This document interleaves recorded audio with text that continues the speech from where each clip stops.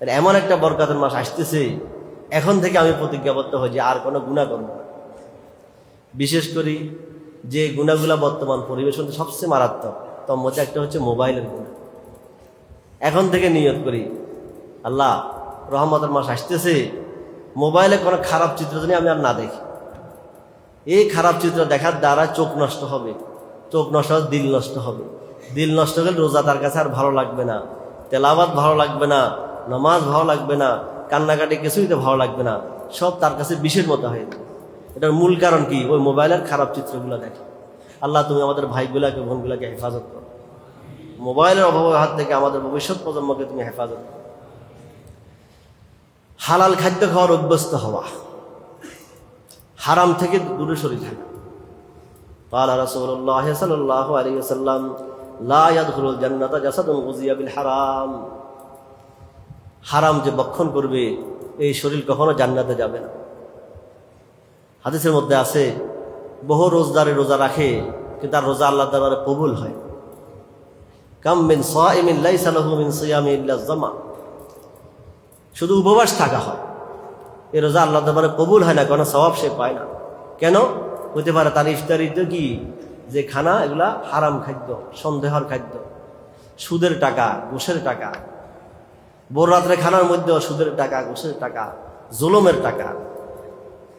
হারাম ভক্ষণকারীর নমাজ, রোজা, কান্নাকাটি, হজ, যাকাত কিছুই তো কবুল হবে। আল্লাহ তুমি আমাদেরকে হেফাজত। এখানে বলি যে ইফতার পার্টি তো অনেকগুলা হয়, ভালো ইফতার করাইলে সওয়াব আছে, ফজিলত আছে। একজন রোজদারকে ইফতার করাইলে 3টা ফজিলত হাদিসের মধ্যে আসছে। মান ফাত্তারা সাইমান কানা লাহু মাগফিরাতান লিযুনুবি। 1 নম্বর, আল্লাহ পাক তার জিন্দেগীর গুনাহগুলো মাফ করে দিন। 2 নম্বর, ওয়া ইতকা রাকাবাতিহি মিনান নার, তাকে আল্লাহ পাক জাহান্নাম থেকে নাজাত দিয়ে দিন। 3 নম্বর, ওয়া কানা লাহু মিসলু আজরিহি মিন গায়রি আন ইউনতাকাসা মিন আজরিহি শাই। রোজদার রোজা রাখি যে সওয়াব পাবে, এরকম পরিপূর্ণ একটা সওয়াব আল্লাহ পাক যে ইফতার করেছে তাকে দান করে। তাহলে এত বড় সওয়াবের কাজ রোজদারদেরকে ইফতার করাই। রমজান মাস বিভিন্ন মাদ্রাসাগুলোর মধ্যে গরিব এতিম ছাত্ররা থাকে। আমরা তো বাড়িতে, বাসা বাড়িতে কত রকমের আইটেমের ইফতারি, মাশাআল্লাহ, গুণে শেষ করতে পারি। মাসুম বাচ্চাগুলো মাদ্রাসার মধ্যে শুধু বুট আর মুড়ি, এগুলো খেয়াল রাখা দরকার। যাদেরকে আল্লাহ পাক তৌফিক দান করছেন রমজান মাসে, আলহামদুলিল্লাহ, ইদানিং কিছু ভালো ভালো মানুষ এক মাদ্রাসার পুরা রমজানের খরচ তাদের দায়িত্বে নিয়ে নিচ্ছে। আল্লাহ পাক আরো তৌফিক দান করেন। ওয়ামান আশবা সাইমান, যদি কোনো রোজদারিকে পেট ভরিয়া খানা খাওয়ায়, কি ফজিলত? সাকাহুল্লাহু মিন হাউজি শারবাতান লা ইয়াজমা হাত্তা ইয়াদখুলাল জান্নাহ। নবী বলেন, আল্লাহ পাক কাল কিয়ামতের ময়দানে আমি নবীর হাতে তাকে হাউজে কাউসার পানি পান করাবো, যে পানি পান করার পরে জান্নাতে প্রবেশ করা পর্যন্ত আর পিপাসা লাগবে না। এত সওয়াব। বলার উদ্দেশ্য এই কারণে অনেকে বিভিন্ন ইফতার পার্টিগুলা করে, সওয়াবের উদ্দেশ্যেই করে। মুসলমানদের নিয়তটা ভালো। ইফতার আমরা করব, কোনো সমস্যা নাই। বাকি যদি কোনো জায়গায় সন্দেহ হয় যে এখানে হারাম মিশ্রিত আছে, তার উপার্জন সম্পূর্ণ হারাম, যে ফান্ড থেকে ইফতার পার্টি করতেছে এটা সম্পূর্ণ হারাম, তাহলে সেখানে ইফতার না করা উচিত হবে। এত কষ্ট করে রোজা রাখলাম, কেন হারাম দিয়ে আমি ইফতার করব? আল্লাহ আমাদেরকে হেফাজত করেন। রোজার হেফাজতের জন্য হারাম খাদ্য থেকে বাঁচতে হবে, আর যাবতীয় গুনাহ থেকে বাঁচতে হবে। চোখের গুনাহ, মুখের গুনাহ, কানের গুনাহ অহরহ হইতে থাকে। রমজান মাস যেন কোনো গুনাহ না হয়। কালকেও বলছে এক যুবক আমাকে, গত বছর বলছেন যে হুজুর, কাপড়ের দোকানে চাকরি করতেছিলাম, রমজান মাস আসছে চাকরি ছেড়ে দিছি। কেন ছেড়ে দিলেন? যে রমজান মাসে বেশিরভাগ মহিলা কাস্টমার, কাপড়ের দোকান, রোজা রাখা অবস্থায় সারাদিন রোজা রাখি, এই এতগুলা মহিলা কাস্টমার একদম ওপেন, চেহারা ছিল খোলা, এদের সাথে কথাবার্তা বলা নিজের বিবেকে বাধা দেয়। আমার বিবেক আমাকে বাধা দিচ্ছে। অর্থাৎ রমজানে চাকরি করলে বেতন তো দিবে, আবার বেতন পরিমাণ বোনাসও দিবে, আরো অতিরিক্ত হাদিয়া তোফাও দেবে, কিন্তু আমি চাচ্ছি না যে আমার রোজাটা নষ্ট না হোক। এইভাবে মেয়েগুলো এত উলঙ্গ হইয়া গেছে, এত বেহায়া হইয়া গেছে, তারাও রোজা থাকে কিন্তু রোজা অবস্থায় মার্কেটে চলে যাচ্ছে। আল্লাহ আমাদের মা বোনদেরকে হেফাজত করেন। قال رسول الله صلى الله عليه وسلم إذا كان يوم صوم أحدكم فلا يرفث ولا يسخب فإن سابه أحد أو قاتله فليقل إني امرؤ صائم أو كما قال النبي عليه الصلاة والسلام আল্লাহর হাবিব ইরশাদ করেন, যখন তোমরা রোজা অবস্থায় থাকো, রোজা অবস্থায় বিশেষভাবে যে কানা ইয়াউমু সাওমি আহাদিকুম ফালা ইয়ারফাস, কোনো গুনার কাজ করিও না। অন্য সময় করলেও গুনাহ, কিন্তু রোজা অবস্থা করলে আরো বেশি মারাত্মক গুনাহ। ফালা ইয়ারফাস, কোনো গুনার কাজ করিও না, কোনো মন্দ কাজ খারাপ কাজ করিও না, মিথ্যা কথা বলিও না, অন্যকে ধোঁকা দিও না। যদি কেউ তোমাকে মন্দ কথা বলে প্রতিশোধ নিও না, উত্তর দিও না। ফালিয়াকুল ইন্নী ইমরুউন সাইম, এতটুকু বলা, ভাই আমি রোজদারি, রোজা রাখছি, আমি তোমার কথার উত্তর দিতে পারবো না। কত সুন্দর ওসিয়ত করছেন, খবরদার রোজা অবস্থায় গুনার কাজ করিও না, গালিগুলোজ করিও না, মন্দ কথা বলিও না, কেউ বললে প্রতিশোধ নিও না, বলি দাও যে আমি রোজাদার। আল্লাহ তুমি আমাদেরকে তৌফিক দাও। সাধারণত দেখা যায় রোজা অবস্থায় ঝগড়া ফাসাদ বাড়ি যায়, মাথা গরম থাকে। তো আমাদের মুরব্বীরা দুইজন ঝগড়া শুরু করে দিলে পাশে দাঁড়ায় দরুদ শরীফ পড়া শুরু করে দেওয়া। আমি তাজরাবা করছি, ফায়দা আছে। দরুদ শরীফ পড়লে পাশে দাঁড়াই, আল্লাহ পাকের রহমত নাযিল হয়, দরজান ঠান্ডা হয়ে যাবে ইনশাআল্লাহ। তাহলে যদি রমজানে দেখেন যে দুইজন ঝগড়া লাগে গেছে, তো পাশে দাঁড়ায় দরুদ শরীফ পড়া শুরু করে দেবেন। আল্লাহ রোজা অবস্থায় যেন ঝগড়া ফাসাদ না হয়।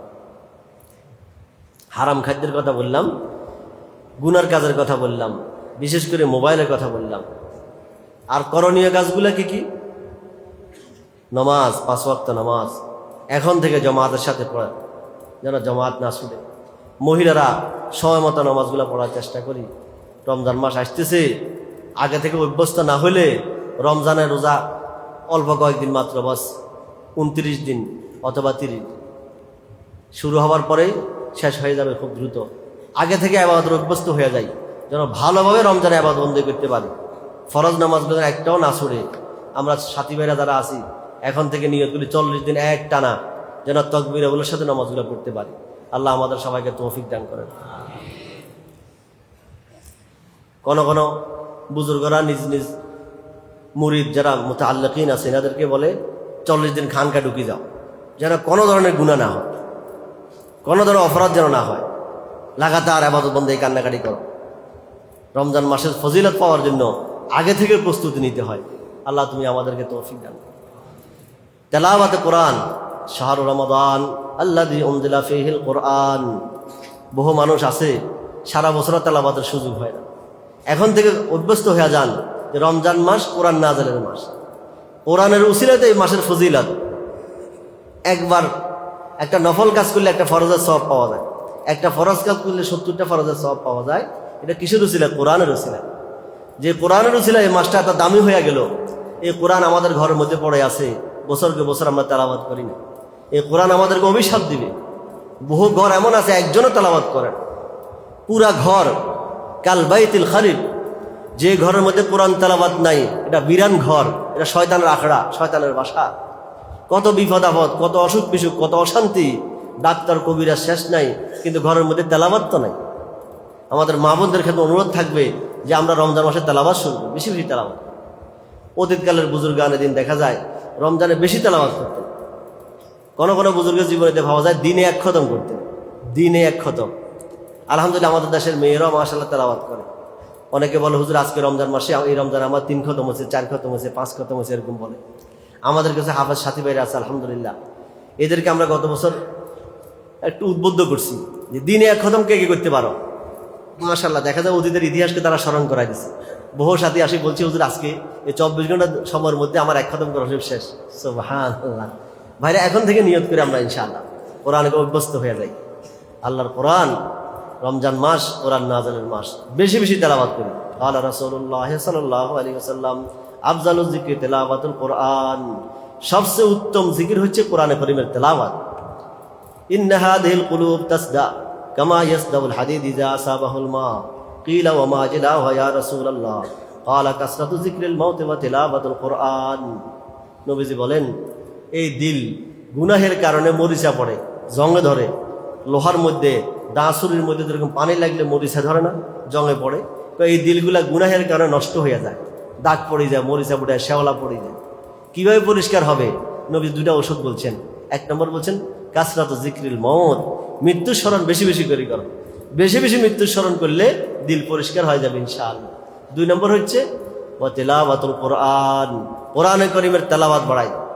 কোরআনে কারীমের তেলাওয়াত হাফেজরা তেলাওয়াত তো করেন, নিয়ত করি করবেন, এ আল্লাহ এই তেলাওয়াতের উসিলায় আমার দিলে গুনাহের যে দাগগুলো আছে এগুলো আপনি পরিষ্কার করে দেন। আল্লাহ তুমি আমাদেরকে তৌফিক দান। নামাজের কথা বললাম, তেলাওয়াতের কথা বললাম, কান্নাকাটি, দোয়া মুনাজাত। রমজান মাস ফাইয়া কান্নাকাটি করি, যদি নিজের গুনাহগুলা মাফ নিতে না পারি তাহলে বড় আফসোস আমার। নবীজি মিম্বরে বসে বদদোয়া করছেন, ধ্বংস হোক, হালাক হোক ওই ব্যক্তি যে রমজান পাইয়া কান্নাকাটি করে নিজের গুনাহগুলা মাফ নিতে পারে নাই। জিবরাইল আলাইহিস সালাম বলছেন সে ধ্বংস হোক। আরো দুটা বদদোয়া আছে, মোট 3টা। নবীজির মিম্বরে বসে বলছেন আমিন। নবীর এই দোয়া কবুল হয়ে গেছে। এই বদদোয়া আমার উপরে আসবে যদি আমি রমজান মাস পাইয়া কান্নাকাটি করি, নিজের গুনাহগুলা মাফ নিতে না পারি। এই ভয় এখন থেকে অভ্যস্ত হয়ে যায়। প্রতি রাত্রে 2-4 রাকাত তাহাজ্জুদের নামাজ পড়ি, আল্লাহ দরবারে কান্নাকাটি করি। আল্লাহ তুমি আমাকে সবাইকে তৌফিক দান করো। ওয়া আইনুন বাকাত মিন খাশিয়াতিল্লাহ, 2 চক্ষু জাহান্নামের আগুন স্পর্শ করতে পারবে না, হাদিসের মধ্যে আসছে। তার মধ্যে ওই চোখ, যে চোখ আল্লাহর ভয়ে কাঁদে, অশ্রু ঝরে, এই চোখকে জাহান্নামের আগুন স্পর্শ করতে পারবে। আমাদের মুরব্বীরা সব আল্লাহর কাছে, আল্লাহ ওই চক্ষু দান করো যে চক্ষু তোমার ভয়ে কাঁদে, অশ্রু ঝরে, এরকম চক্ষু দান করো। ওই চক্ষু থেকে পানা চাই যে চক্ষু তোমার ভয়ে কাঁদা আসে না। আল্লাহ তুমি আমাদেরকে ওই চক্ষু দান করো যে চক্ষু তোমার ভয়ে পানি আসে, অশ্রু ঝরে। রমজান মাস আসতেছে, এখন থেকে কান্নাকাটি শুরু।